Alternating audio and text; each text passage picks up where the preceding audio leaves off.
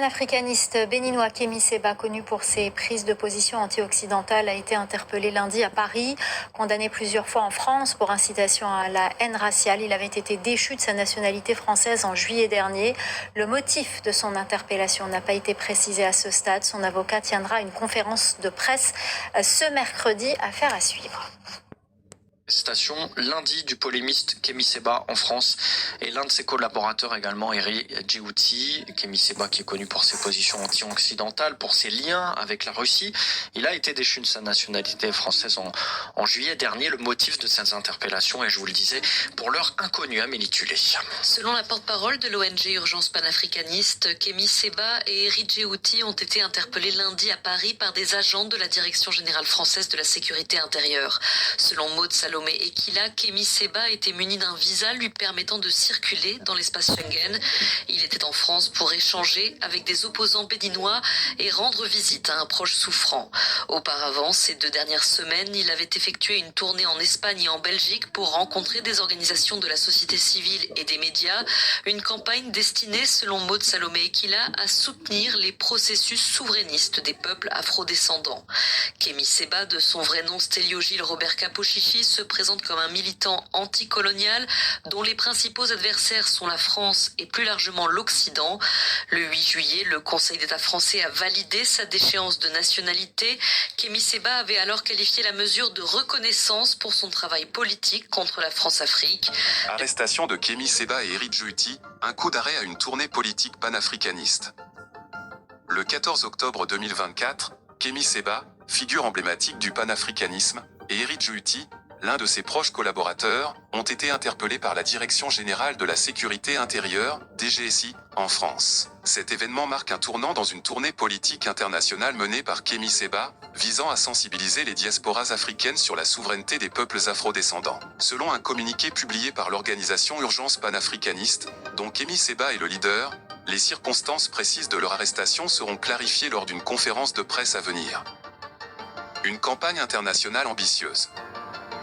Depuis plusieurs semaines, Kémy Séba menait une campagne à l'échelle internationale pour promouvoir le droit à la souveraineté des peuples afrodescendants et dénoncer les politiques néocolonialistes. Cette tournée avait débuté en Turquie, où l'activiste était invité pour une série d'interviews, avant de se rendre au congrès anticolonialiste de Baku, en Azerbaïdjan. Séba a ensuite multiplié les rencontres avec des organisations de la société civile et des médias, notamment en Espagne et en Belgique. Ce périple devait culminer par une intervention au Conseil des droits humains à Genève, visant à porter sur la scène internationale les revendications de souveraineté des peuples d'Afrique et de ses diasporas. L'arrestation en France. C'est lors d'un déplacement à Paris, où Kémy Séba était venu rencontrer des opposants politiques béninois et rendre visite à un proche malade, que la DGSI a procédé à son arrestation, ainsi qu'à celle de Eri Djihouti, autre figure du mouvement panafricaniste. Les 2 hommes disposaient de visas de type D, leur permettant de circuler librement dans l'espace Schengen. Pour l'heure, les chefs d'inculpation retenus contre eux n'ont pas encore été officiellement communiqués.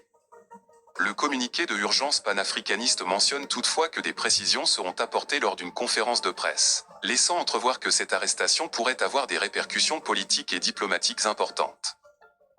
Un engagement panafricaniste sous pression.